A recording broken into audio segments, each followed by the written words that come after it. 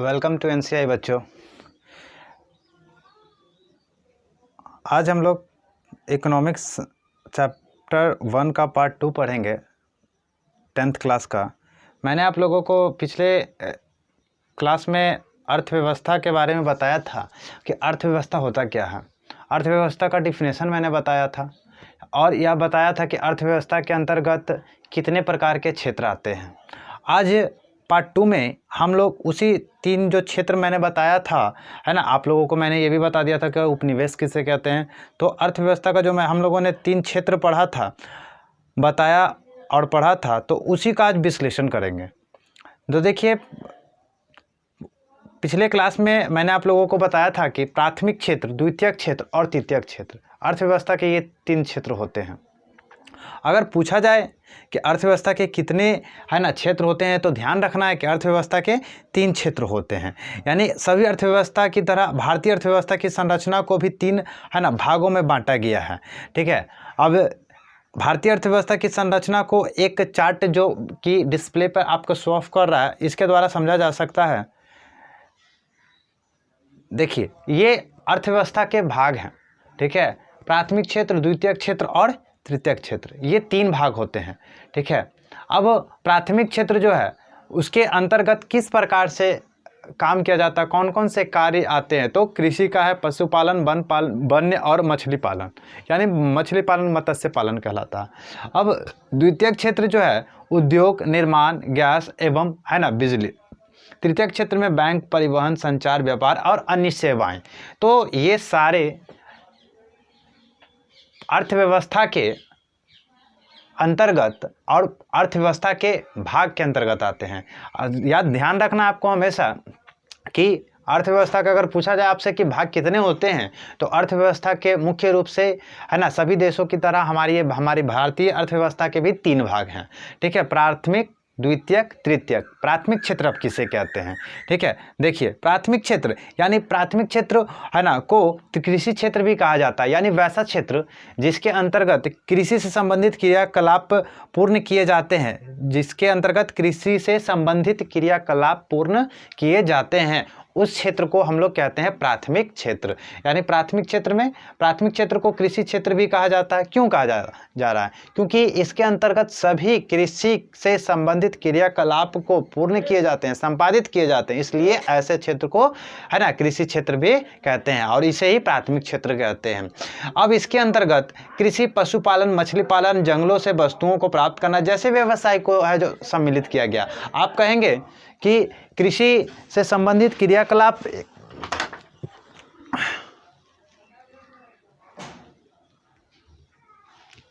आप कहेंगे कि कृषि से संबंधित क्रियाकलाप, है ना, प्राथमिक क्षेत्र में बता रहे हैं सर, और तो फिर ये व्यवसाय, है ना, जैसे पशुपालन, मछली पालन, जंगलों से वस्तुओं को प्राप्त करना, ये तो कृषि के अंतर्गत नहीं आता। तो सोचना आपका बिल्कुल ठीक है। तो आप ध्यान दीजिएगा कि कृषि जो है गाँव में, ठीक है, किसान जो है खेती के साथ साथ, ठीक है, खेती के साथ साथ अपने दैनिक जीवन को चलाने के लिए कुछ और भी क्रियाकलाप को संपादित करते हैं, जैसे पशुपालन, है ना, पशुओं को पालना।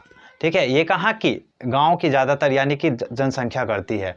ठीक है। मछली पालन, जब गांव आप विजिट करेंगे, जाएंगे, तो देखेंगे कि तालाब में, नदी में गांववासी मछली पालन का भी कार्य करते हैं, कृषि के साथ साथ मछली पालन का भी काम करते हैं, या जंगलों से वस्तुओं को प्राप्त कर लाते हैं। ठीक है। और ऐसे ही व्यवसाय मुख्य रूप से प्राथमिक क्षेत्र के अंतर्गत आते हैं।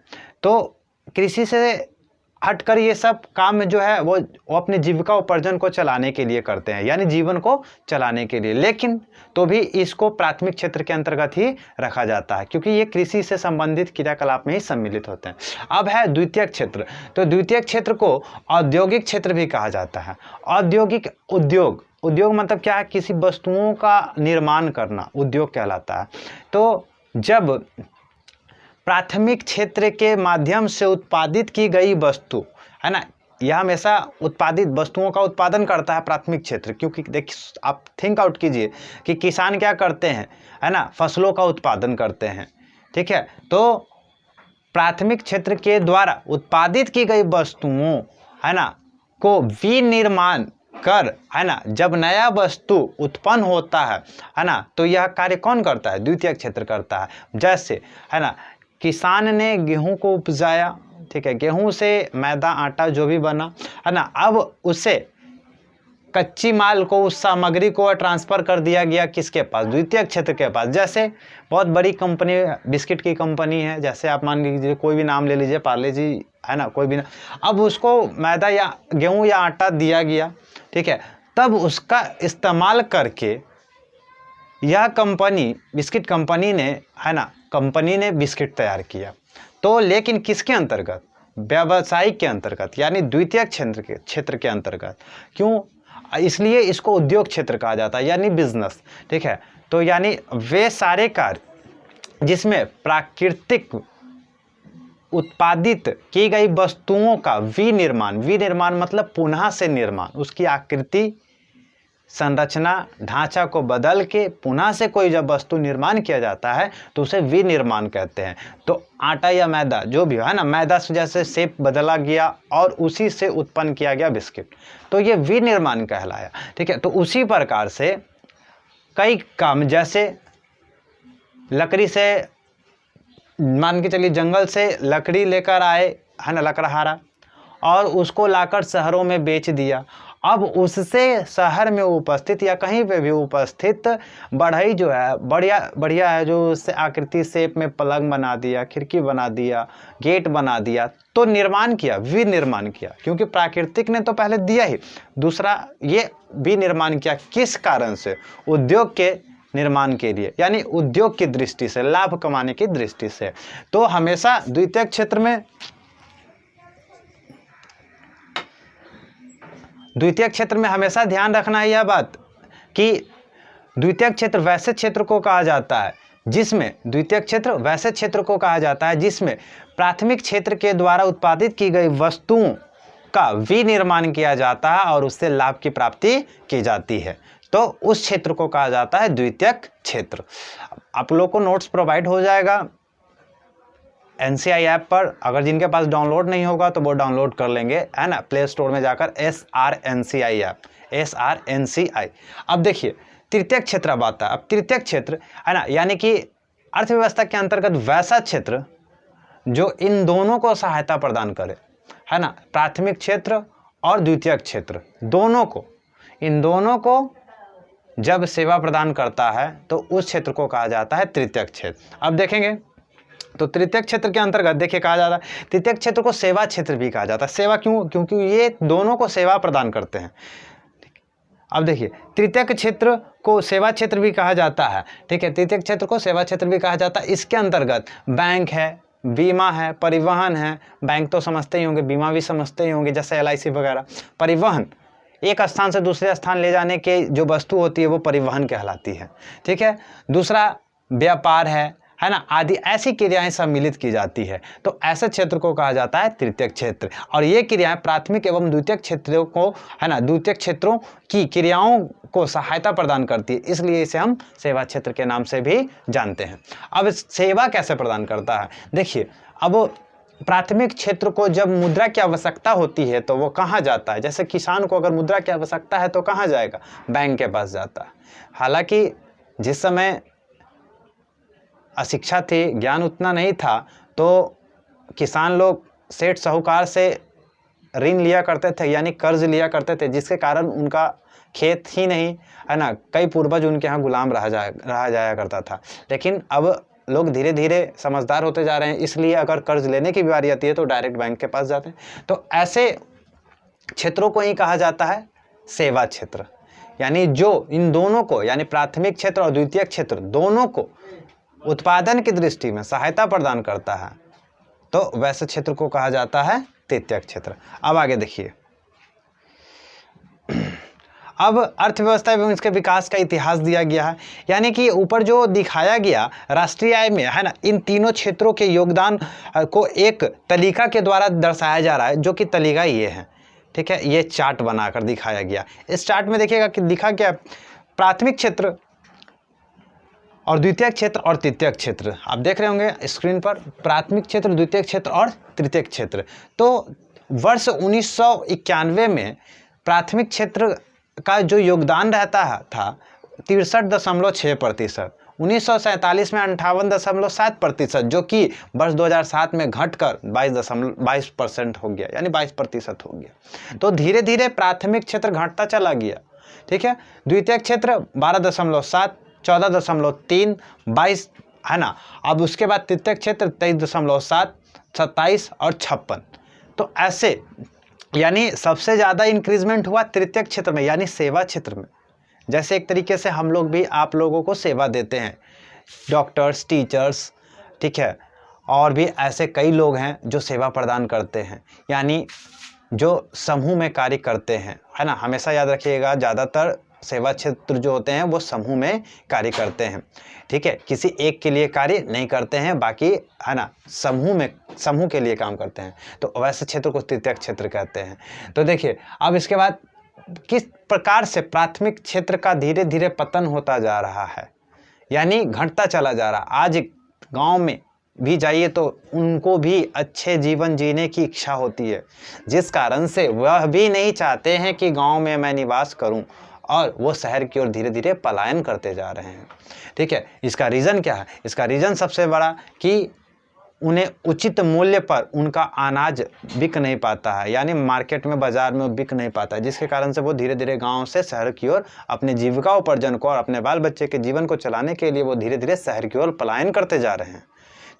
अब इसके बाद देखिए, खैर वो सब बात छोड़िए, अब देखिए अर्थव्यवस्था के अभी मैंने आपको बोला था कि ऊपर जो हम लोगों ने 3 पढ़ा वो क्या था? भाग था। अगर पूछा जाए आपसे कभी भी कि अर्थव्यवस्था के कितने भाग हैं, तो ध्यान में रखना है कि अर्थव्यवस्था के 3 भाग होते हैं, प्राथमिक, द्वितीयक और तृतीयक क्षेत्र, ठीक है। वो भाग था। अब लेकिन हम लोग जो पढ़ेंगे अर्थव्यवस्था के प्रकार पढ़ेंगे, अर्थव्यवस्था के प्रकार, टाइप्स ऑफ इकोनॉमी, ठीक है। अब यहाँ पर देखिएगा कि टाइप्स ऑफ इकोनॉमी में क्या है। अब टाइप्स ऑफ इकोनॉमी में भी जो होता है वो 3 प्रकार के होते हैं, यानी 3 प्रकार की अर्थव्यवस्था। अगर आपसे एग्जाम में कभी भी भाग पूछा जाए तो प्राथमिक क्षेत्र, द्वितीयक क्षेत्र और तृतीयक क्षेत्र लिखना है, और अगर एग्जाम में पूछा जाए कि अर्थव्यवस्था के कितने प्रकार हैं, तब लिखना है आपको यहाँ जो मैं अभी बताने जा रहा हूँ, भाग, वो, प्रकार, ये ध्यान रखना, क्योंकि दोनों 3-3 हैं, इसलिए बच्चों को कन्फ्यूज़न ये चीज़ में होता है कि भाग कौन सा था, प्रकार कौन सा था। इसलिए ध्यान में रखना है कि अगर पूछा जाए अर्थव्यवस्था के कितने भाग होते हैं, तो अर्थव्यवस्था के 3 भाग होते हैं, प्राथमिक क्षेत्र, द्वितीयक क्षेत्र और तृतीयक क्षेत्र। और अगर पूछा जाए कि अर्थव्यवस्था के प्रकार कितने होते हैं, तो भी 3 होते हैं। अर्थव्यवस्था के 3 प्रकार होते हैं। पहला पूंजीवादी अर्थव्यवस्था, है ना, समाजवादी अर्थव्यवस्था और मिश्रित अर्थव्यवस्था। अब ये क्या है पूंजीवादी अर्थव्यवस्था? तो देखिए लिखा गया है, आज विश्व में निम्न 3 प्रकार की अर्थव्यवस्था हमारे विश्व में पाई जाती है, पूरे विश्व में, ठीक है। 3 प्रकार की अर्थव्यवस्था पाई जाती है। क्या? पहला है पूंजीवादी अर्थव्यवस्था, यानी पूंजीवादी अर्थव्यवस्था वैसी अर्थव्यवस्था जिसकी में, है ना, किसी वस्तु का मालिक कोई एक ही व्यक्ति होता है, स्वयं होता है, ठीक है। तो देखिए पूंजीवादी अर्थव्यवस्था वह अर्थव्यवस्था है ना, जहां उत्पादन के साधनों का स्वामित्व, यानी पूंजीवादी अर्थव्यवस्था वह अर्थव्यवस्था है जहां उत्पादन के साधनों का स्वामित्व मतलब अर्थ होता है बाबू मालिक, ठीक है, मालिक होता है, यानी स्वामित्व निजी व्यक्ति के पास होता है, जो इसका उपयोग अपने निजी लाभ के लिए करते हैं, ठीक है, जैसे अमेरिका, जापान, ऑस्ट्रेलिया आदि, ठीक है। तो दिखाया गया कि वैसी अर्थव्यवस्था, यानी किसी भी देश में अगर ऐसी अर्थव्यवस्था है, तो वैसी अर्थव्यवस्था जिसके अंतर्गत अगर कोई व्यक्ति वस्तु का उत्पादन करता है तो उसका उपयोग सिर्फ अपने लाभ के लिए कर सकता है, ठीक है, उसका उपयोग अपने लाभ के लिए करता है। तो ऐसी अर्थव्यवस्था को कहा जाता है ना, पूंजीवादी अर्थव्यवस्था। और उत्पादित की गई वस्तुओं का मालिक वह निजी व्यक्ति स्वयं होगा, जिसने उत्पादन किया वह स्वयं होगा, ठीक है। यानी पूंजीवादी अर्थव्यवस्था वह अर्थव्यवस्था जहां उत्पादन के साधनों का स्वामित्व निजी व्यक्तियों के पास होता है, ठीक है, सबके पास नहीं होकर उसी के पास होता है ना, जिसने उत्पादित किया उसी के पास मालिकाना हक होगा। तो ऐसी अर्थव्यवस्था को ही कहा जाता है पूंजीवादी अर्थव्यवस्था। और ख़ास करके ऐसी अर्थव्यवस्था कहाँ चलती है, तो दिखाया गया अमेरिका, जापान, ऑस्ट्रेलिया आदि ऐसे देशों में, है ना, पूंजीवादी अर्थव्यवस्था चलती है। वहाँ जो भी वस्तु उत्पादित करते हैं उसके मालिक कोई ख़ास निजी व्यक्ति जो उत्पादन करते हैं वही होते हैं, ठीक है। अब देखिए सेकंड में समाजवादी अर्थव्यवस्था। समाजवादी अर्थव्यवस्था यानी समाजवादी अर्थव्यवस्था वह अर्थव्यवस्था है, समाजवादी अर्थव्यवस्था वह अर्थव्यवस्था है जहां उत्पादन के साधनों का स्वामित्व एवं संचालन देश की सरकार के पास होता है। यानी वस्तु उत्पादन होगा देश में और उसके ऊपर हक सरकार का होगा, जिसका उपयोग सामाजिक कल्याण के लिए किया जाएगा, किसी खास व्यक्ति के लिए नहीं किया जाएगा, सामाजिक कल्याण के लिए उस वस्तु का प्रयोग किया जाएगा। यानी जब वस्तुओं का उत्पादन होगा और उसके ऊपर मालिकाना हक सरकार का होगा और उस वस्तु का उपयोग समाज के कल्याण के लिए किया जाएगा, तो उस आर्थिक व्यवस्था यानी उस है ना अर्थव्यवस्था को है ना कैसा अर्थव्यवस्था कहते हैं? समाजवादी अर्थव्यवस्था। जैसे चीन, क्यूबा आदि देशों में समाजवादी अर्थव्यवस्था चलती है ना। विगत वर्षों में यानी कुछ वर्षों में, ठीक है, भूमंडलीकरण एवं उदारीकरण के कारण समाजवादी अर्थव्यवस्था का स्वरूप बदलने लगा है। धीरे धीरे अभी ये भी बदल रहा है। यानी वैसी अर्थव्यवस्था जिसके उत्पादन का स्वामित्व जो है सरकार, यानी स्वामित्व नहीं कह सकते है ना, यानी वैसी अर्थव्यवस्था जिसके ऊपर देश के सरकार का नियंत्रण होता है और उसे जन कल्याण के लिए उपयोग किया जाता है, यानी सामाजिक कल्याण के लिए उपयोग किया जाता है, तो वैसी अर्थव्यवस्था को कहा जाता है समाजवादी अर्थव्यवस्था। अब देखिए उसके बाद मिश्रित अर्थव्यवस्था, ठीक है। तो मिश्रित अर्थव्यवस्था में क्या होता है कि समाजवादी अर्थव्यवस्था का मिश्रण है, ठीक है, यानी कि मिश्रित अर्थव्यवस्था पूंजीवादी एवं समाजवादी अर्थव्यवस्था का मिश्रण, यानी इन दोनों को मिला देने पर जिस अर्थव्यवस्था है ना का निर्माण होता है उस अर्थव्यवस्था को कहा जाता है मिश्रित अर्थव्यवस्था। यानी वस्तु के उत्पादन किया और उसका कुछ मालिक खुद निजी व्यक्ति भी हो और है ना कोई ऐसा वस्तु का निर्माण हुआ जिसके ऊपर मालिकाना हक सरकार का भी हो, ठीक है, तो ऐसी अर्थव्यवस्था कहलाती है मिश्रित अर्थव्यवस्था। यानी अर्थव्यवस्था पूंजीवादी और समाजवादी है ना, जब दोनों का मेल होता है, जब दोनों को मिला दिया जाता है, तो जिस अर्थव्यवस्था का उत्पादन होता है यानी जिस अर्थव्यवस्था की उत्पत्ति होती है उस अर्थव्यवस्था को कहा जाता है मिश्रित अर्थव्यवस्था। और ये इस प्रकार की अर्थव्यवस्था हमारे भारत में ही चलती है, ठीक है। यानी देखिए है ना मिश्रित अर्थव्यवस्था है ना मिश्रित अर्थव्यवस्था वह अर्थव्यवस्था है जहां उत्पादन के है ना, यहाँ पर आपको नीचे आ जाएगा है ना, देखिए उत्पादन के साधनों का स्वामित्व सरकार तथा निजी व्यक्ति के पास होता है। सरकार का भी उसके ऊपर हक रहेगा और निजी व्यक्ति का भी हक रहेगा। जैसे आप लोग देखे होंगे मंदिर, मस्जिद है ना, गुरुद्वारे, इसमें जाइएगा तो सरकार का भी हक है और हम लोगों का भी हक होता है, सभी का। सभी धार्मिक स्थल पर सभी लोगों का हक होता है, किसी खास व्यक्ति का स्थल है ना। तो इस प्रकार की अर्थव्यवस्था सिर्फ हमारे भारत में ही पाई जाती है। तो भारत में मिश्रित अर्थव्यवस्था है ना, यह अर्थव्यवस्था पूंजीवादी एवं समाजवादी के बीच का रास्ता है। ना ही निजी व्यक्ति के पास पूरा हक है और ना ही पूरा सरकार के पास हक है ना, इन दोनों के पास हक है। इसलिए इस अर्थव्यवस्था को कहा जाता है मिश्रित अर्थव्यवस्था। अब आइए देखिए अर्थव्यवस्था का विकास। अर्थव्यवस्था का विकास जो है, मैंने पहले क्लास में भी बताया था कि अर्थव्यवस्था का विकास कोई 1-2 दिन या 100 साल है ना, मतलब क्या कहना मतलब पुराना नहीं है, ये कई वर्ष पुराना है, ठीक है, 1-2 साल पुराना नहीं है, कई वर्ष पुराना है। मिश्रित अर्थव्यवस्था हम लोगों के भारत देश में जो चलाई जाती है, मैं मानता हूँ कि ये एक बहुत ही अच्छी अर्थव्यवस्था है जिसमें सरकार का भी स्वामित्व चलता है और निजी व्यक्ति का भी स्वामित्व चलता है, ठीक है। तो हमारे देश में ये जो अर्थव्यवस्था का विकास हुआ है बहुत पुराना है। अंग्रेजी शासक के जाने के बाद हमारी भारतीय अर्थव्यवस्था इतनी लड़खड़ा गई थी कि हम लोगों के है ना लिए जीवन कठिन हो गया था।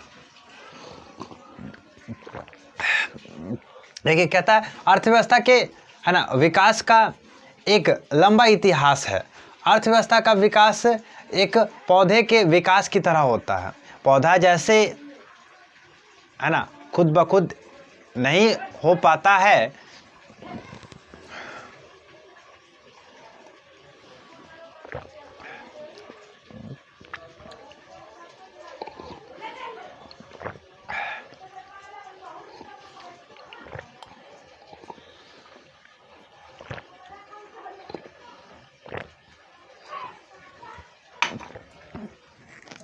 हाँ, देखिए जिस प्रकार से पौधा खुद ब खुद नहीं हो पाता है और उसे विकसित करने में एक क्रमिक विकास लगता है, समय लगता है, तो ठीक उसी प्रकार से देखिए अर्थव्यवस्था के विकास का एक लंबा इतिहास है। अर्थव्यवस्था का विकास एक पौधे के विकास की तरह होता है। जिस तरह एक पौधे है ना का क्रमशः विकास होते जाता है, यानी धीरे धीरे विकास पौधे का होते जाता है और परिपक्व है ना की स्थिति में उसके फल डाली आदि का उपयोग मानव हित में होता है। जब उसका फल लग जाता है उस पौधे के ऊपर है ना और उसकी टहनी तैयार हो जाती है, डाली बन जाती है, तो उसका उपयोग किस लिए किया जाता है? मानव के हित के लिए किया जाता है। ठीक उसी तरह एक अर्थव्यवस्था का है ना आदिम काल से अब तक की है ना अब तक जो विकास हुआ है, यानी आदिकाल आपको समझ में आता होगा।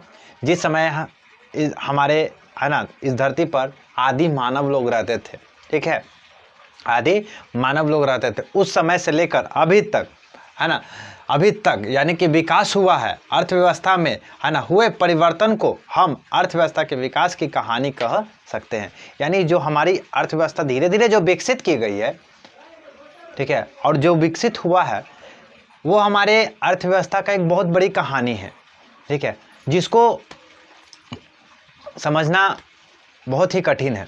अब देखिए अर्थव्यवस्था के विकास को देखने के लिए हमें अपने देश भारत के आर्थिक विकास की स्थिति को देखना होगा। भारतीय अर्थव्यवस्था के विकास की स्थिति किसी एक समय की है ना चमत्कारिक स्थिति नहीं है ना, बल्कि इसका एक अपना ही इतिहास माना जाता है, ठीक है। अब यहाँ पे मिटा हुआ है लेकिन मेरे को बुक याद है इसलिए मैंने बता दिया वहाँ के आपको। तो देखिए स्थिति नहीं है बल्कि इसका एक अपना ही इतिहास है। भारत की जो अर्थव्यवस्था है, ठीक है, ये खुद ब खुद एक अपना ही इतिहास रचा हुआ है। हमारी भारतीय अर्थव्यवस्था बहुत ही मुश्किल से आज यहाँ तक पहुँच पाई है, जहाँ तक है ना विज्ञान आज इतना आगे जा चुका है कि जिसका नतीजा आप देख रहे हैं कितने तेज़ी से कोरोना फैल रहा है। इसी का देन है विज्ञान का। इसका अगर सही इस्तेमाल ना किया जाए तो ये आप लोग शुरू से आज जानते आ रहे हैं, पढ़ते आ रहे हैं कि विज्ञान वरदान है तो अभिशाप भी है। आज अभिशाप के रूप में सामने आया है। चलिए देखिए अब हम लोग देखेंगे कि अर्थव्यवस्था के विकास के लिए हम निम्नलिखित दो स्थितियों का है ना विवेचना करेंगे जो दोनों ही पारंपरिक सहयोगी क्रियाएं मानी जाती है। पहला है आर्थिक विकास तथा मौद्रिक विकास, ठीक है। आर्थिक विकास, अब पहले सबसे पहले आर्थिक विकास देखिए कि आर्थिक विकास क्या है। तो पहले हम आर्थिक विकास की चर्चा करेंगे जो आर्थिक नियोजन के द्वारा सम्मान होता है, और इसके पहले जान लेना आवश्यक है कि आर्थिक विकास होता क्या है, ठीक है। देखिए आर्थिक विकास क्या है, तो ऐसे तो आर्थिक विकास की परिभाषा को लेकर बहुत सारे अर्थशास्त्रियों में काफ़ी मतभेद रहा। इसकी एक सर्वमान्य परिभाषा नहीं दी गई क्योंकि सभी अर्थशास्त्री कहते किसको हैं, तो अर्थव्यवस्था की संरचना यानी अर्थव्यवस्था लिखने वाले अर्थशास्त्री कहलाते हैं, ठीक है। यानी कि जो अर्थव्यवस्था को लिखते हैं, बताते हैं अर्थव्यवस्था के बारे में, जैसे इतिहास को लिखने वाले इतिहासकार कहलाते हैं, उसी तरीके से अर्थव्यवस्था को लिखने वाले अर्थशास्त्री कहलाते हैं। तो देखिए तो ऐसे अर्थ विकास के लिए और ऐसे तो आर्थिक विकास की परिभाषा को लेकर बहुत सारे अर्थशास्त्री जो है आपस में काफ़ी मतभेद करते थे और इसका सही रूप से अभी तक भी परिभाषा नहीं दिया गया। लेकिन फिर भी है ना आप इसकी कुछ महत्वपूर्ण परिभाषा को जान सकते हैं। जैसे प्रोफेसर रोस्टो, ये एग्जाम में आता है, ध्यान रखिएगा। प्रोफेसर रोस्टोव के अनुसार कहना था कि आर्थिक विकास एक ओर श्रम शक्ति में वृद्धि की है ना दर तथा दूसरी ओर जनसंख्या में वृद्धि के बीच का संबंध बताता है, ठीक है। ये हम लोगों को उचित नहीं लगता है, ठीक है, यानी तो भी मैं आपको एक्सप्लेन कर देता हूँ। इनका कहना क्या है, इनका यह कहना है प्रोफेसर रोस्टोव का है ना कि आर्थिक विकास एक ओर यानी आर्थिक विकास जो है एक तरफ श्रम शक्ति में वृद्धि की दर को बढ़ाता है, यानी श्रम शक्ति बढ़ाता है। श्रम शक्ति मैंने क्या, मजदूर, ठीक है, यानी कि मजदूर नहीं कह सकते, मानव की शक्ति को जो काम करने में इच्छा रखते हैं, है ना। जैसे हमारी श्रम शक्ति, काम करने की कितनी देर इच्छा है, कितनी इच्छाएं हमारी हैं काम करने की। तो वही कह रहा कि एक तरफ आर्थिक विकास जो है श्रम शक्ति ठीक है, में वृद्धि दर तथा दूसरी ओर जनसंख्या में वृद्धि के बीच का संबंध है। यानी जनसंख्या में वृद्धि और श्रम शक्ति, ठीक है, में वृद्धि, इन दोनों के बीच जो पाया जाता है उसे, है ना, प्रोफेसर रोस्टोव ने आर्थिक विकास कहा है। ठीक है, जो कि हमें तो उचित नहीं लगता। देखिए, अब है अर्थव्यवस्था में एवं इसके विकास का इतिहास। ठीक है, अब देखिए समावेशी विकास एक दिया गया है। ठीक है, आर्थिक विकास की जिस पद्धति या प्रक्रिया से समाज के सभी वर्गों का जीवन स्तर ऊंचा होता जाए तथा समाज का कोई भी वर्ग विकास के लाभ से अछूता नहीं रहे, तो ऐसे ही विकास की क्रिया को हम लोग समावेशी विकास कहते हैं। यानी कहने का मतलब है कि आर्थिक विकास की जिस पद्धति या फिर प्रक्रिया से समाज के सभी वर्गों का जीवन स्तर, समाज में बहुत सारे लोग रहते हैं, है ना, हिंदू, मुस्लिम, सिख, ईसाई, डोम, चमार, बहुत सारे कास्ट के, बहुत सारे, है ना, जाति के लोग रहते हैं, तो उन सभी का जीवन स्तर ऊंचा होता जाए तथा समाज का कोई भी वर्ग, चाहे वो नीचे वर्ग का हो या ऊपर वर्ग का, कोई भी वर्ग, है ना, इस विकास के लाभ से अछूता ना रह जाए। अछूता नहीं रहने का मतलब छूट ना जाए। ठीक है, छूट नहीं पाए। ठीक है, तो ऐसे ही विकास की क्रिया को हम लोग समावेशी विकास कहते हैं। यानी सबको मिला जुला कर किया गया विकास कहलाता है समावेशी विकास। ठीक है, अब उसके बाद प्रोफेसर मेयर एवं बाल्डविन के अनुसार आर्थिक विकास का क्या परिभाषा दिया गया। इन्होंने बताया कि आर्थिक विकास एक ऐसी प्रक्रिया जिसके द्वारा दीर्घकाल में किसी अर्थव्यवस्था की वास्तविक राष्ट्रीय आय में वृद्धि होती है। ठीक है, यानी इनका कहना था कि आर्थिक विकास एक ऐसी प्रक्रिया है, यानी एक ऐसा कार्य है जिसके द्वारा दीर्घकाल में किसी अर्थव्यवस्था की वास्तविक राष्ट्रीय आय, यानी वास्तविक राष्ट्रीय आय, यानी देश के जब राष्ट्रीय आय में वृद्धि होता है तो उन्होंने इसको कहा कि ये आर्थिक विकास कहलाता है। ठीक है, यानी पहले आय कम था, आय बढ़ रहा है, तो ये आर्थिक विकास हो रहा है, इनका यह कहना था। ठीक है, अब देखिए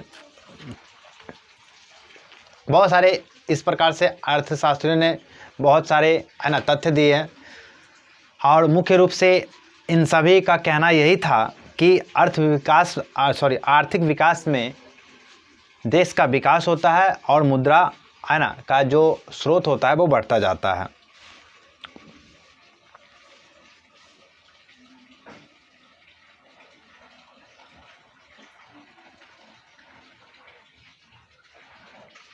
देखिए, अब प्रोफेसर आर्थिक नियोजन का अर्थ दिया गया क्या। आर्थिक नियोजन अभी देखिए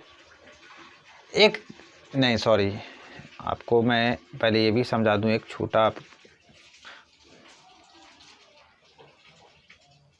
हाँ, प्रोफेसर मेयर एंड बाल्डविन, ये भी इम्पोर्टेंट है। इन्होंने बताया कि आर्थिक विकास एक ऐसी प्रक्रिया है जिसके द्वारा दीर्घकाल में किसी अर्थव्यवस्था की वास्तविक राष्ट्रीय आय में वृद्धि होती है। अतः स्पष्ट है कि आर्थिक विकास आवश्यक रूप से परिवर्तन की प्रक्रिया है। जैसे जैसे परिवर्तन होता जाएगा विकास, है ना, उतना ही आगे की ओर होता जाएगा। इससे अर्थव्यवस्था के ढांचे में परिवर्तन होते हैं। इसके चलते प्रति व्यक्ति आय, वास्तविक आय बदलती रहती है। ठीक है, और तथा आर्थिक विकास के निर्धारक निरंतर बदलते रहते हैं। आर्थिक विकास का मुख्य उद्देश्य अर्थव्यवस्था के समस्त क्षेत्रों में उत्पादकता का ऊंचा स्तर प्राप्त करना होता है और इसके लिए विकास प्रक्रिया को गतिशील करना, है ना, जरूरी होता है।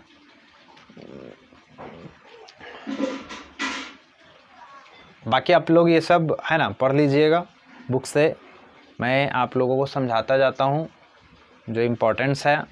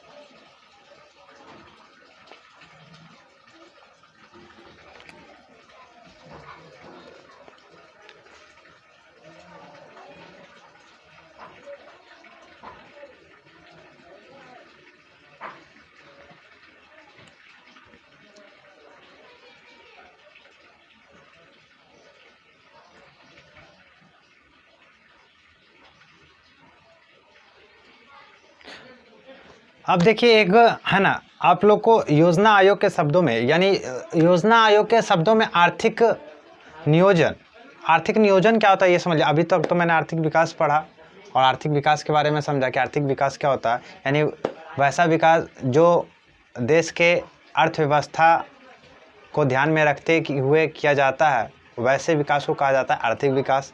और सभी अर्थशास्त्रियों ने अपने अपने मत में अलग अलग प्रकार की परिभाषाएं दी हैं।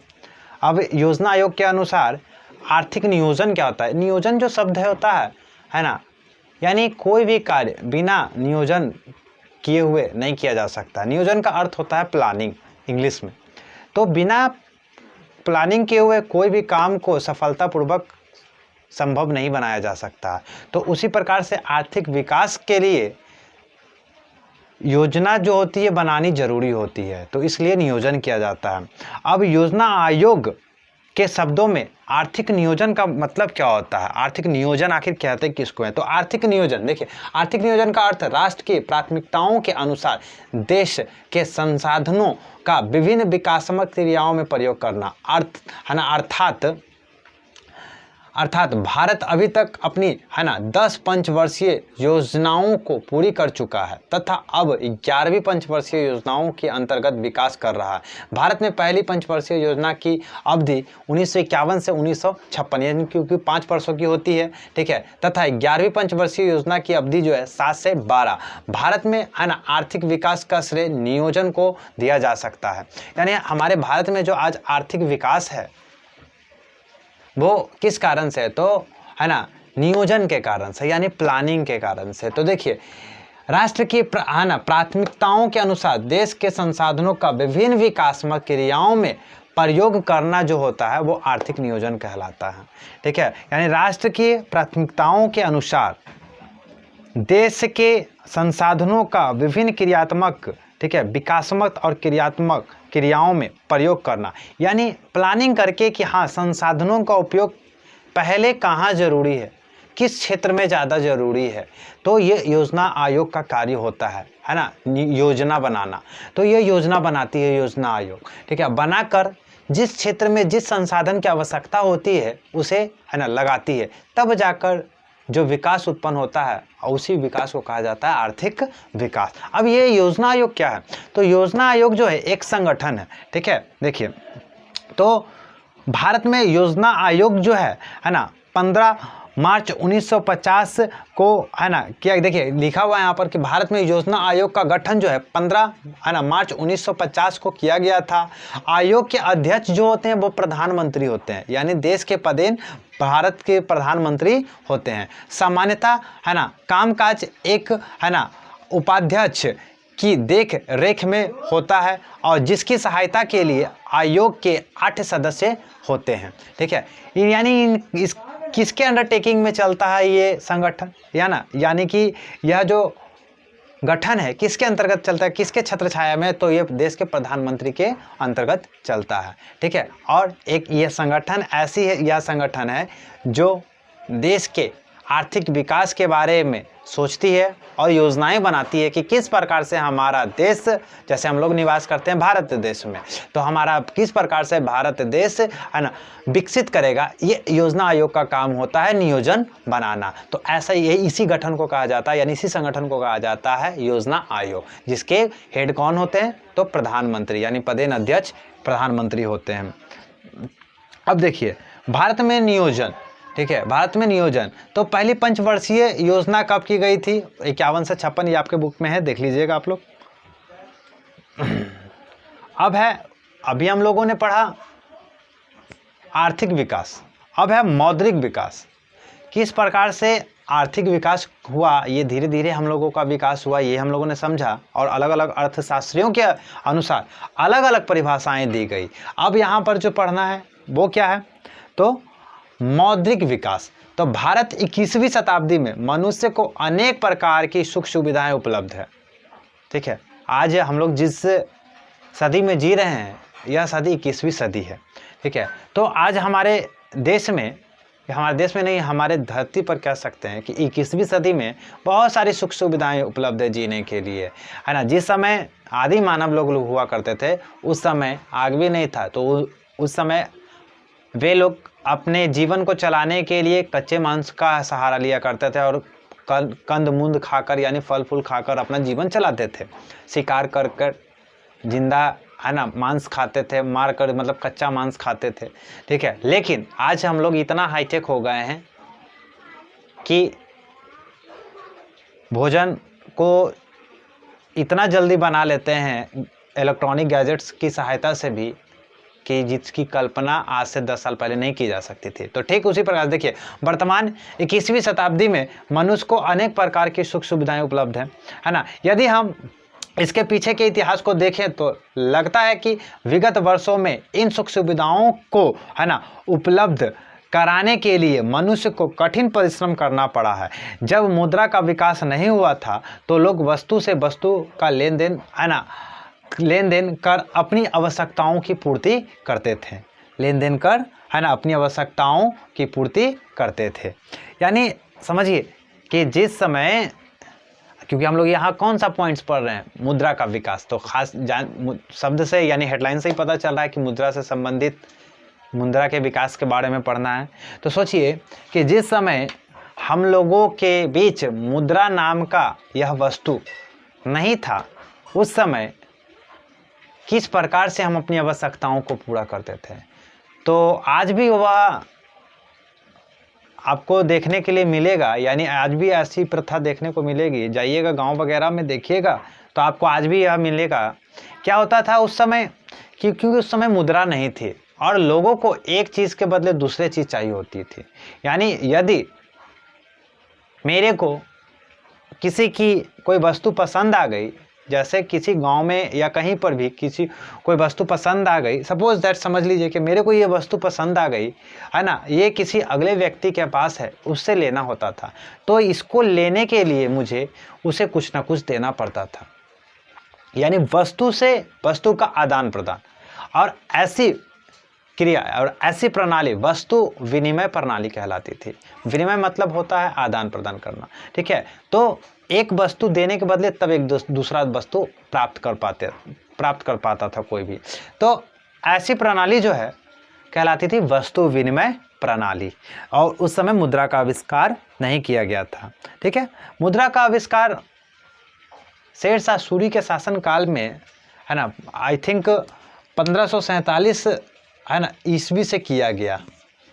ठीक है, 1547 ईस्वी से आपको मुद्रा का आविष्कार किया गया शेरशाह सूरी के शासनकाल से, क्योंकि धीरे धीरे लोग सोचने पे मजबूर हो गए और आवश्यकताएं लोगों की बढ़ने लगी। इस कारण से वस्तु विनिमय प्रणाली से उनकी आवश्यकताओं की पूर्ति नहीं हो पाती थी। ठीक है, तो देखिए अर्थव्यवस्था के, है ना, उस अवस्था को वस्तु विनिमय प्रणाली कहा जाता था, है ना। वह है ना अवस्था आर्थिक विकास की प्रारंभिक अवस्था मानी जाती थी, क्योंकि उस समय मनुष्य की, है ना, संख्या तथा आवश्यकता दोनों ही कम थी। उस समय मनुष्य की आवश्यकता क्या थी, मूलभूत आवश्यकताएं थी, रोटी कपड़ा मकान, और मकान के रूप में डैम, यानी कहने का मतलब गुफा। ठीक है, पहाड़ के नीचे ही रह लिया करते थे या फिर कहीं पर भी घर बना कर रह लिया करते थे। लेकिन आज रोटी कपड़ा मकान चाहिए, साथ साथ में बहुत कुछ और भी चाहिए। टीवी ना मिले तो व्याकुल, 4G नेटवर्क ना आए तो व्याकुल, इंटरनेट नहीं रहे तो जैसे सब कुछ खो गया।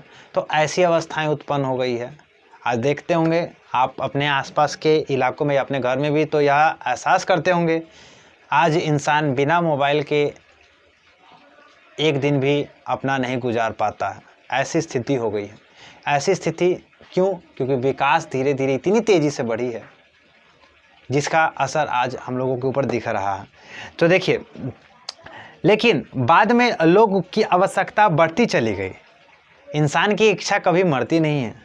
अगर 1 रुपया कमा रहे हैं तो 2 रुपया कमाने की इच्छा होती है, 2 है तो 4 है, 4 है तो 8, 8 तो 10, इस तरीके से इच्छाएं बढ़ती चली गई। देखिए, उनकी संख्या बढ़ने के कारण अब छोटे से कस्बे से बढ़कर बड़े गांव एवं क्षेत्र में मनुष्य का है ना फैलाव होने लगा। धीरे धीरे लोग फैलते चले गए। इसी स्थिति में मनुष्य की सोच के आधार पर विनिमय है ना, विनिमय का एक सामान्य इकाई मुद्रा है ना, प्रतिवर्ग, ठीक है। अब वस्तु के बदले वस्तु नहीं बल्कि वस्तु के बदले मुद्रा एक्सेप्ट होने लगा, यानी लिया जाने लगा। इस समय यानी वस्तु भी, ये ध्यान रखिएगा, यानी जिस समय क्रय विक्रय के लिए मुद्रा नहीं था, उस समय वस्तु से वस्तु का लेन देन होता था। लेकिन यह मुद्रा आकर हमारे जीवन को बहुत ही सरल भी बनाया और बहुत ही है ना कठिन भी बनाया, क्योंकि आज मुद्रा नहीं होता तो इतना लूट मार है ना, लूट पाट जो भी होता है ये सब नहीं होता। पहले के ज़माना में ऐसा नहीं हुआ करता था। लेकिन आज हम जब अपने आसपास के लोगों को देखते हैं तो यह समझते हैं कि किस तरीके से मुद्रा ने अपना पैर फंसाला है ना, और धीरे धीरे किस प्रकार से लोगों का विकास होता चला गया और उनकी इच्छाएं बढ़ती चली गई।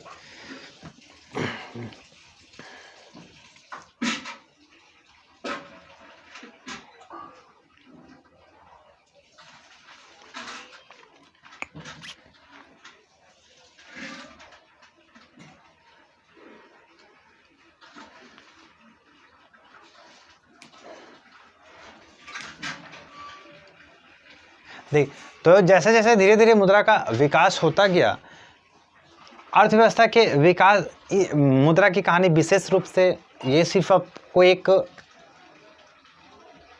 छोटा सा डिस्क्रिप्शन मिल रहा है पढ़ने के लिए कि मुद्रा के बारे में बता दें, लेकिन जो इसका विस्तारित रूप है ये आगे पढ़ेंगे। किस प्रकार से कितने प्रकार के मुद्रा हुआ करते थे और कितने प्रकार के हैं, है ना, ये आगे पढ़ेंगे। लेकिन ये आपको सिर्फ बताया जा रहा है कि मुद्रा किस प्रकार से हमारे जीवन में आया। अर्थव्यवस्था के विकास के साथ साथ अब लोग मुद्रा से भी है ना हल्की चीज़ की आवश्यकता महसूस करने लगे। धीरे धीरे मुद्रा भी भारी पड़ने लगा। क्यों? क्योंकि जिस समय मुद्रा नहीं था तो लोग अपने घर से अगर कहीं बाजार से कोई सामान लाना होता था तो सामान को ढोकर लेकर जाते थे, परंतु है ना जब मुद्रा आया तो सामान ढोकर ना ले जाकर है जो मुद्रा लेकर जाते थे, सामान लेकर आते थे। धीरे धीरे यह भी भारी लगने लगा, क्योंकि उस समय मुद्रा जो हुआ करता था वो सिक्के है ना क्या हुआ करता था।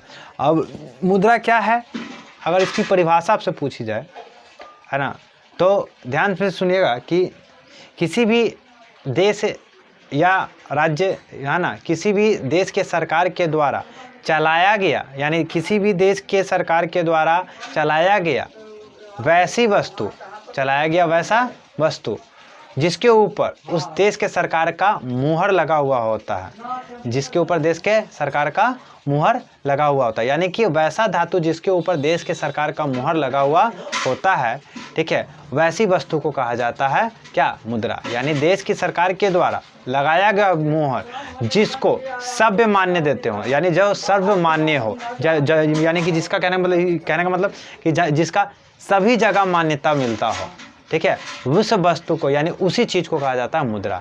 इसलिए ध्यान से एक बार फिर से सुन लीजिए, यानी मुद्रा एक ऐसी वस्तु है जिसमें देश के सरकार के द्वारा लगाए गए मुहर के बाद सर्वमान्य बन जाता है और उसे सभी लोग है ना एक्सेप्ट करते हैं, तो उस वस्तु को कहा जाता है मुद्रा, ठीक है, यानी उस धातु को ही कहा जाता है मुद्रा। पहले तो धातु का मुद्रा हुआ करता था, इसलिए धातु का ही डिफिनेशन मैंने दिया।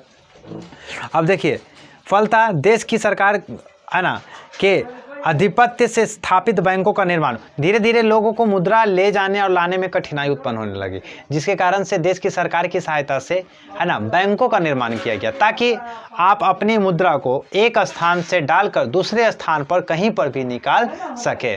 तो धीरे धीरे ये भी स्थापना हुआ। अब उस समय बैंक जो होते थे कार्य किया जाता था किस तरीके से, है ना, हाथ के द्वारा किया जाता था, यानी लिखित रूप से किया जाता। लेकिन युग बदलता गया, धीरे धीरे परिवर्तन होते गए और इसके बाद जैसे जैसे परिवर्तन होते गया है ना, कंप्यूटराइज है ना दुनिया में आ गए हम लोग। आज है ना के युग में मानवीय मस्तिष्क का लगभग सारा कार्य एक मशीन के द्वारा होने लगा है, जिसे हम क्या कहते हैं, कंप्यूटर कहते हैं, है ना। अब यह मशीन मानव के द्वारा किए गए आविष्कार का परिणाम है जो मनुष्य से भी अधिक तेज स्मरण शक्ति रखता है, यानी मनुष्य से भी ज़्यादा याद रखने की क्षमता ये रखता है। ठीक है, बिजली से चलने वाला यह मशीन जिसे हम कंप्यूटर कहते हैं, है ना, बड़ी तेज़ी से है जो अपनी स्मरण शक्ति, ठीक है, स्मरण शक्ति के बल पर पैसे के आदान प्रदान में भी है जो सहयोग देता है। कंप्यूटर कैसा होता है? आज अगर ये मैं कहूँ कि कंप्यूटर कैसा होता है तो बहुत ही नॉनसेंस सा सवाल होगा, क्योंकि आज बच्चे ने कंप्यूटर देखा है और लैपटॉप देखा है ना। जिस समय हम लोगों ने इस पुस्तक को पढ़ा था उस समय हम लोगों के लिए कंप्यूटर एक यूनिक चीज़ था कि हम लोगों ने देखा नहीं था, है ना, इसलिए हम लोग नहीं समझ पाते थे। लेकिन आज आप लोग सभी को देखे होंगे कंप्यूटर, इसलिए ये क्वेश्चन नहीं करूंगा कि कंप्यूटर कैसा होता है। ऐसे फिगर भी दिया गया है, जो बच्चे नहीं देखे होंगे नीचे देख लेंगे। ठीक है, देखिए, तो आज बैंकों में जो कार्य होता है ज़्यादातर देखते होंगे सभी जगह, है ना, बैंक में ही नहीं, है ना, लैपटॉप, अब जो कंप्यूटर अब धीरे धीरे लैपटॉप में आ गया तो लैपटॉप काफ़ी प्रचलन में है। मोबाइल में भी है ना कंप्यूटर के यंत्र काम करते हैं और यह है ना सब लोगों की बढ़ती आवश्यकताओं एवं वैज्ञानिक आविष्कार के कारण संभव हो सका। अब देखिए ये कंप्यूटर है, ठीक है, आप देख रहे होंगे स्क्रीन पर एक व्यक्ति बैठा है, एक डेस्कटॉप रखा हुआ है, कीबोर्ड है और माउस है। ठीक है, तो ये कंप्यूटर है और अब तो लैपटॉप का ज़माना है और ज़्यादातर अब मोबाइल से भी लोग कार्य कर लेते हैं। तो देखिए आजकल अब जैसे जैसे मुद्रा का डिमांड बढ़ता गया, लोग अपनी आवश्यकताओं को है जो पूरा करते चल गए और लोगों को हल्के से हल्के चीज़ों की आवश्यकता पड़ने लगी, है ना। तो कंप्यूटराइज जब दुनिया आया, कंप्यूटर की जब दुनिया आई, तो लोगों के लिए मुद्रा एक स्थान से दूसरे स्थान ले जाने की भी टेंशन नहीं हुई। आप पैसा यहाँ डालिए, कहीं भी जाकर निकालिए, विड्रॉल की।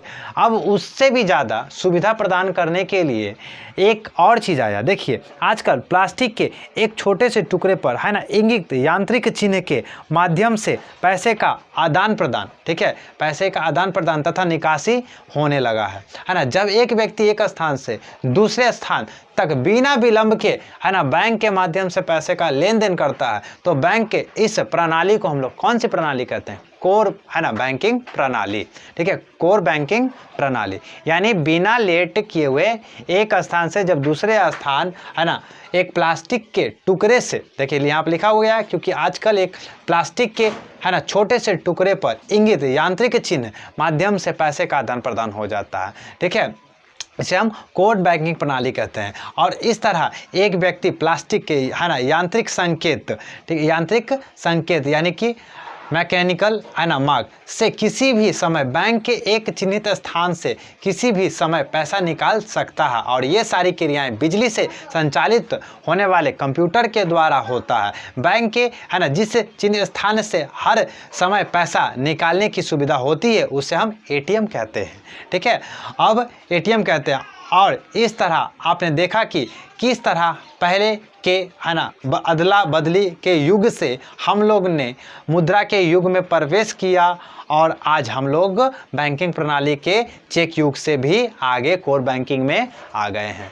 ठीक है, मुद्रा आया, धातु मुद्रा आया, उससे फिर हल्का, है ना, नोट वाला मुद्रा आया, पत्र मुद्रा आया, नोट मुद्रा आया, उसके बाद बैंक की स्थापना की गई, बैंक के स्थापना के बाद चेक, हुंडी, ये सब चला। ठीक है, धीरे धीरे ये सब बदल कर है जो कोर बैंकिंग प्रणाली में प्रवेश हो गया। ठीक है, अब ये जब प्लास्टिक के एक टुकड़े से जो लेन देन की क्रिया होती है वो आप लोग भली बात ही समझ रहे होंगे कि कहने का मेरा मतलब क्या है, यानी एटीएम के जरिए। एटीएम का, है ना, automatic teller machine full form होता है। ठीक है, अब एटीएम क्या है? ठीक है, देखिए, तो एटीएम जो आपके पास कार्ड अवेलेबल होता है वो एटीएम नहीं कहलाता है, ध्यान रखिएगा, वो एटीएम नहीं कहलाता है। Due to reason that's called ATM card, यानी वो एटीएम कार्ड है ना, एटीएम नहीं है वो। एटीएम, है ना, उस स्थान पर लगे उस मशीन को कहा जाता है जहाँ से हम लोग पैसे का निकासी करने जाते हैं, उसको कहा जाता है एटीएम। यानी आज आप लोग सबको देखे होंगे एटीएम, है ना, और पैसा विड्रॉल और डिपॉजिट दोनों एटीएम होते हैं करने वाले। लेकिन हम लोगों के समय में सिर्फ जिस टाइम हम लोगों ने पढ़ा था उस समय ये सिर्फ डिपॉजिट नहीं, सॉरी, विड्रॉल था, डिपॉजिट नहीं था। तो सर जब पढ़ाते थे विड्रॉल और डिपॉजिट तो थोड़ा सा हम लोगों को यह फील आउट होता था, जमा कहाँ होता है पैसा, सिर्फ निकासी होता है, ठीक है, निकलता है पैसा ये जानते हैं, जमा कहाँ होता है, सर बुड़बक बना रहे हैं। हम लोगों को ऐसा फील होता था कि मजाक सर कर रहे हैं, लेकिन ऐसा नहीं, ये भी होता है। आज देखा मैंने, है ना, कि समझ में आया कि नहीं, सर उस समय जो बताया था, जिस समय आया हम लोगों के एरिया में, इलाका में, कि विड्रॉल भी होता है ना, जमा भी होता है और निकासी भी होता है, दोनों काम होते हैं। तो देखिए एटीएम जो होते हैं वैसे स्थान पे लगे हुए मशीन को कहा जाता है जहाँ से हम लोग प्लास्टिक के एक कार्ड के द्वारा, है ना, जो बैंक के द्वारा इंगित होता है ना, उसके द्वारा आप देखिएगा प्लास्टिक के कार्ड को जब उलट के देखिएगा तो ऐसे कार्ड रहेगा बना हुआ, है ना, जैसे सपोज दैट ऐसे कार्ड अगर बना हुआ तो देखिएगा कि ब्लैक ब्लैक ऐसे पूरा है, एक लाइनिंग रहता है ना, जिसके अंदर आपकी गोपनीय जानकारी, है ना, रहती है। अब इसी को वो स्कैन कर रीड करता है और तब मुद्रा का लेन देन की क्रिया संभव हो पाती है। और इसलिए ध्यान रखना, एटीएम किसको कहेंगे, तो वैसा स्थान जहाँ पर वो मशीन लगा हुआ है ना, यानी उस मशीन को एटीएम कर रहा है, वहाँ वैसा स्थान जहाँ पर एटीएम मशीन लगा हुआ। यानी कि अगर पूछा जाए कि एटीएम किससे कहते हैं, तो ऐसा यंत्र जिसके माध्यम से, एक प्लास्टिक के टुकड़े के माध्यम से पैसा निकासी होता है, उस यंत्र को कहा जाता है एटीएम, यानी ऑटोमेटिक टेलर मशीन, जो कि कंप्यूटर के द्वारा चलाया जाता है। अब है देखिए, तथा एटीएम के युग में प्रवेश कर गए, है ना। एटीएम के अलावे हमें आज डेबिट कार्ड, क्रेडिट कार्ड, है ना, की भी जो सुविधा प्राप्त है, ठीक है, इसे भी हम आर्थिक विकास की एक प्रक्रिया कहेंगे। ये तीनों कार्ड जितना बताया जा रहा है, यानी एटीएम के अलावे हमें आजकल डेबिट कार्ड, है ना, क्रेडिट कार्ड की सुविधा दी गई है, ठीक है। एटीएम के अलावे, इसके अलावे और भी डेबिट कार्ड और क्रेडिट कार्ड, ये दो प्रकार के कार्ड होते हैं। इसका विस्तारित रूप से मैं आगे बताऊंगा कि ये डेबिट कार्ड और क्रेडिट कार्ड क्या होता है, दोनों में अंतर होता है, लेकिन ये सब प्लास्टिक का एक टुकड़ा ही होता है, ठीक है, और उसी में गोपनीय जानकारी रहती है, जिसको स्कैन किया जाता है तब आपको पैसा आदान प्रदान करने की सुविधा दी जाती है। लेकिन ये सब मैं आपको, है ना, आगे बताऊंगा। तो फिलहाल देखिए, अब इसके बाद आता है, ये सब आप लोग पढ़ लेंगे, ठीक है, आर्थिक विकास की माप एवं सूचकांक, ठीक है। अब आता है राष्ट्रीय आय। देखिए राष्ट्रीय आय क्या है, ठीक है, तो राष्ट्रीय आय कहता है कि राष्ट्रीय आय को आर्थिक विकास का एक प्रमुख सूचक माना जाता है। यानी आर्थिक विकास, यानी वैसा विकास जो धीरे धीरे हम करते आ रहा है, हमारा देश, है ना, धीरे धीरे करते आ रहा है, उस विकास को कहा गया आर्थिक विकास। अब आर्थिक विकास कहा, राष्ट्रीय आय किसको कहते हैं, तो राष्ट्रीय आय को आर्थिक विकास का एक प्रमुख सूचक माना जाता है। जिस देश की राष्ट्रीय आय जितनी अधिक होगी, उस देश की, है ना, आर्थिक विकास उतनी ही अधिक होगी, ये ध्यान में रखना है। यानी जिस देश में जितना ज़्यादा पैसा, उसकी आर्थिक विकास उतनी ही ज़्यादा तेज।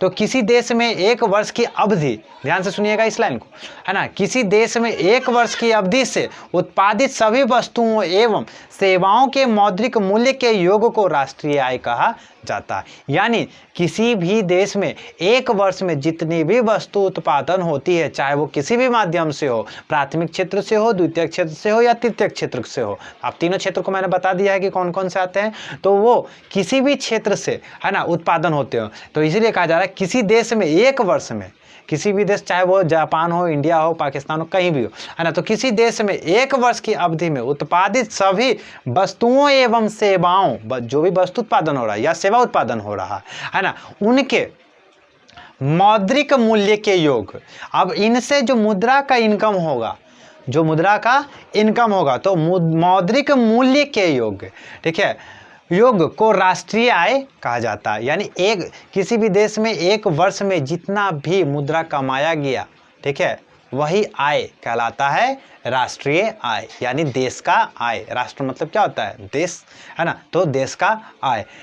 अब सामान्य तौर पर जिस देश की राष्ट्रीय आय अधिक होता है वह देश विकसित कहलाता है। जिस देश की सबसे ज़्यादा राष्ट्रीय आय होगी वह देश क्या कहलाएगा, विकसित कहलाता है। और जिस देश की राष्ट्रीय आय कम होता है ना, वह देश अविकसित कहलाता है, ठीक है। यानी जिसका, जैसे अगर हम तुलना करें, अमेरिका और इंडिया में, तो सोचने वाली बात है, जाहिर सी बात है कि हम लोग जानते हैं कि अमेरिका हम लोगों से ज़्यादा पावरफुल है, इसलिए वो क्या होगा, विकसित होगा और हम लोग उसके सामने अविकसित होंगे। ठीक है, तो क्योंकि उसके पास संसाधन ज़्यादा है, उसके आय का स्रोत ज़्यादा है ना, राष्ट्रीय आय उसकी अधिक है हम लोगों से, इसलिए उसे विकसित कहेंगे और भारत क्या होगा उसके सामने अविकसित हो जाएगा। तो इस प्रकार से जिस देश की राष्ट्रीय आय जितनी ज़्यादा अधिक होगी वह देश उतना ही ज़्यादा अधिक विकसित होगा। अब है प्रति व्यक्ति आय। तो प्रति व्यक्ति आय क्या है, एक वर्ष में, ध्यान से सुनिएगा, एक वर्ष में, ठीक है, यहाँ पर देखिए कि आर्थिक विकास की माप करने के लिए, ठीक है, सबसे पहले देखिए आर्थिक विकास की माप करने के लिए प्रति व्यक्ति आय को सबसे उचित सूचकांक माना जाता है। क्यों माना जाता है, क्योंकि प्रति व्यक्ति आय देश में रहते हुए व्यक्तियों की औसत आय होती है और राष्ट्रीय आय को देश की कुल जनसंख्या से भाग देने पर जो भागफल की प्राप्ति होती है वही निकलता है प्रति व्यक्ति आय। यानी यहाँ पर देखिए लिखा हुआ है प्रति व्यक्ति आय, ठीक है, देखिए प्रति व्यक्ति आय निकालने के लिए, ठीक है, प्रति व्यक्ति आय हमें अगर निकालना है, प्रति व्यक्ति आय हमें निकालना है तो सबसे पहले क्या करना है, वहाँ पर भी फॉर्मूला ये दिया गया है। ठीक है, मैं भी बता दे रहा हूँ। देखिए पहला राष्ट्रीय आय, ठीक है, क्या है, राष्ट्रीय आय बटा कुल जनसंख्या। ठीक है, यानी जब आप प्रति व्यक्ति आय आपको अगर निकालना हो, प्रति व्यक्ति आय निकालना है ना, प्रति व्यक्ति आय निकालना है तो राष्ट्रीय आय एक वर्ष में कुल उत्पादित, है ना, जितने भी हमारे देश में एक साल में तीनों क्षेत्र के माध्यम से जो आय की प्राप्ति हुई, है ना, जैसे सपोज दैट मान लीजिए कि अगर प्रति व्यक्ति आय निकालना है, ठीक है, प्रति व्यक्ति आय मान के चलिए पर कैपिटल इनकम, ठीक है, पी से मैं इंडिकेट करता हूँ, बराबर, ठीक है, प्रति व्यक्ति आय निकालना है बराबर। अब मान के चलिए राष्ट्रीय आय, ठीक है, राष्ट्रीय आय आप 25 रुपया सपोज दैट, यानी कि एक साल में देश की आय कितनी, 25 रुपया। अब देश की जनसंख्या कितनी है, तो मान के चलिए भारत में, है ना, 5 लोगों की जनसंख्या है, ठीक है, कितनी, 5 लोगों की जनसंख्या। तो अब ये 5 लोगों की जनसंख्या, अब इन दोनों को भाग दे देंगे, तो भाग देते हैं तो कितना आएगा आंसर, तो है ना 5 5 25, है ना, यानी 5 बार में कैंसिल आउट होगा, 5 5 25, ठीक है, यानी पर कैपिटल इनकम अगर निकाला गया तो कितना निकला, 5 रुपीज़। यानी देश में एक व्यक्ति का आय कितना आया एक साल का, 5 रुपया। ठीक है, तो इस प्रकार से हमारी देश की जनसंख्या आज जो जितनी है, जैसे आज हमारी देश की जनसंख्या लगभग 130 प्लस चला गया है ना, 130 करोड़ प्लस चला गया है। यानी पहले 125 अरब माना जाता था, 125 करोड़ मानी जाती थी, आज लेकिन 130 करोड़ से भी पार जा चुका है देश की जनसंख्या। तो जितनी देश की हमारी जनसंख्या है उसको और राष्ट्रीय आय जितनी एक साल में हमारे उत्पादन होते हैं उसको देखने के बाद भाग जब दे दिया जाएगा तो जो भागफल की प्राप्ति होगी, ठीक है, वही भागफल कहलाएगा प्रति व्यक्ति आय। यानी हमारे देश के एक व्यक्ति का एक साल का इनकम इतना है। लेकिन इसको सामान्य रूप से बांटा गया तो, लेकिन हमारे देश में सामान्य नहीं है। किसी के पास इतना है कि कुर्सी के नीचे दाबकर ब्लैक मनी रहता है, किसी के पास इतना भी नहीं है कि देखिए जाकर आपको, है ना, स्टेशन जंक्शन स्टेशन पटना, है ना, कहीं पर भी किसी भी शहर में या किसी भी इलाके में चले जाइए तो देखिएगा गरीब लोग रहते हैं पड़े हुए। रीज़न, क्योंकि हमारे यहाँ जो मुद्रा का वितरण है वो एक रूप से सामान्य रूप से नहीं है, जिसके कारण समय समय पर धीरे धीरे परिवर्तन होता है। और जैसे एक बार प्रयास मोदी सरकार ने की, है ना, क्या मोदी जी ने किया कि जितने भी ब्लैक मनी है उसको निकाला जा सके, नोटबंदी। तो इस प्रकार से हालांकि पूरे तरीके से वो सफल नहीं हो पाया, तो भी कई कितने % ऐसे निकले, है ना, जो दबा हुआ पैसा था। तो खैर छोड़िए वो सब। तो देखिए ये हम लोग समझेंगे कि प्रति व्यक्ति आय तो आई थिंक समझ में आ गया होगा, पर कैपिटल इनकम समझ में आ गया होगा कि जब निकालना हो प्रति व्यक्ति आय तो सबसे पहले एक वर्ष का किसी भी क्षेत्र जो, चाहे वो नेता कमाता हो, टीचर कमाता हो, डॉक्टर कमाता हो, हीरो कमाता हो, है ना, या कोई भी कमाता हो, कृषि कमाता हो, कोई भी कमाता हो, देश के कुल कमाई को, एक वर्ष के कुल कमाई को जब कुल जनसंख्या से भाग देंगे तभी निकलेगा प्रति व्यक्ति आय। चलिए अब आगे देखते हैं। विश्व बैंक, है ना, देखिए विश्व बैंक की, है ना, सॉरी, है ना, विश्व बैंक की विश्व विकास रिपोर्ट, है ना, के अनुसार जिन देशों की 2004 में प्रति व्यक्ति आय, है ना, 4000, है ना, सॉरी 2004 में प्रति व्यक्ति आय जो है ना, 4,53,000 रुपये प्रति वर्ष या फिर उससे भी अधिक है ना, वह विकसित देश है। और वे देश जिनकी प्रति व्यक्ति आय 37,000 रुपये प्रति वर्ष या फिर इससे भी कम है तो उन्हें, है ना, निम्न आय वाला देश कहा गया है। भारत निम्न आय वर्ग के देश में ही आता है, ठीक है, क्योंकि भारत की प्रति व्यक्ति आय जो 2004 में केवल 28,000 रुपये प्रति वर्ष थी, यानी एक व्यक्ति की आय 2004 में हमारे भारत देश में मात्र 28,000 रुपया थी, जो कि विश्व बैंक का रिपोर्ट जो है, विश्व का विकास रिपोर्ट जो बताता है, यानी विश्व बैंक का कहना है कि यदि व्यक्ति का 4,53,000 रुपये प्रति व्यक्ति, यानी देश में एक व्यक्ति का एक साल का इनकम अगर 4,53,000 रुपया है तो वह देश विकसित है। अगर उससे नीचे, है ना, अगर नीचे में तो 37,000 रुपया से कम है तो वो अविकसित के कैटेगरी में आता है, यानी कि वह विकासशील। देखिए, तो इससे कम, है ना, आय वाले देश विकासशील, है ना, कहा गया है। जैसे हमारा भारत देश जो है विकासशील है, अभी धीरे धीरे विकसित कर रहा है, ठीक है। हमारे देश में निकाल कर बताया गया 2004 के अनुसार कि हमारे देश में प्रति व्यक्ति आय जो है 28,000 रुपये प्रति, है ना, व्यक्ति प्रति वर्ष है, ठीक है। कुछ चयनित राज्यों के अध्ययन से यह पता चलता है कि बिहार में प्रति व्यक्ति आय, है ना, कम है या, है ना, निम्न तरीका से स्पष्ट दिखाया गया, यानी कि बताया गया है कि किस प्रकार से कितना आय है। पंजाब की आय 26,000, केरल, है ना, 22,800, बिहार 5700 रुपया, यानी 5,700। सबसे ज़्यादा कम हमारे बिहार में प्रति व्यक्ति आय है और इसका मुख्य कारण अशिक्षा है, ठीक है। तो मुख्य कारण देखिए, अशिक्षा के कारण या किसी कारण से हो, लेकिन विश्व बैंक का कहना है कि, है ना, हमारे बिहार का जो है प्रति व्यक्ति आय सबसे दयनीय है, इसलिए बिहार को पिछड़ा हुआ राज्य माना जाता है। 5700 रुपया दिखाया जा रहा है आपको 2004 के अनुसार, ठीक है। अब तालिका, है ना, के द्वारा, यानी कि यह स्पष्ट होता है कि, है ना, इन 3 राज्यों में पंजाब, है ना, की प्रति व्यक्ति आय सबसे अधिक और बिहार की प्रति व्यक्ति आय सबसे कम मानी गई है। अगर विकास को, है ना, मापने के लिए प्रति व्यक्ति आय का प्रयोग किया जाए तो इन तीनों राज्यों में पंजाब सबसे अधिक और बिहार सबसे कम विकसित राज्य माना जाएगा। क्योंकि आय के, अगर आप किसी को अमीर गरीब कब मानते हैं, उसके, है ना, इनकम के, और यानी कि सोर्स ऑफ इनकम के आधार पर, कि उस व्यक्ति का इनकम कितना है या उसके पास मुद्रा कितनी है, इसी आधार पर आप किसी व्यक्ति को अमीर या गरीब कहते हैं। तो ठीक इसी प्रकार से हम लोग किसी देश को भी मापते हैं कि वह देश विकसित है, विकासशील है ना, या फिर अविकसित है। तो उसके प्रति व्यक्ति आय, राष्ट्रीय आय, इन सब की धारणा पर ही उनकी पहचान होती है कि जिस देश का सबसे ज़्यादा राष्ट्रीय आय है वो विकसित है, और जो बीच में है विकासशील है, और जो बिल्कुल कम पे है वो अविकसित है, ठीक है।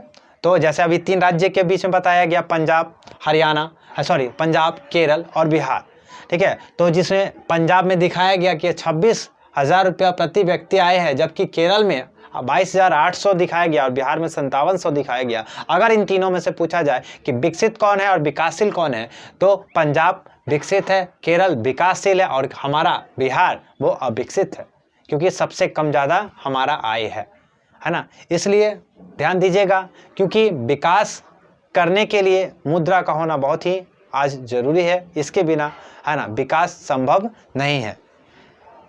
अब है मानव विकास सूचकांक, ठीक ठीक है, मानव विकास सूचकांक। लेकिन अब ये वीडियोस बहुत लंबा हो जाएगा, इसलिए आज हम लोग इतना ही रहने देंगे और अगली बार फिर से मिलेंगे, है ना, नेक्स्ट टॉपिक में, मानव विकास सूचकांक। आप लोगों को अगर इतना समझ में आता हो तो लाइक करें, सब्सक्राइब करें और अधिक वीडियोस प्राप्ति के लिए SRNCI ऐप डाउनलोड करें। चलिए, थैंक यू।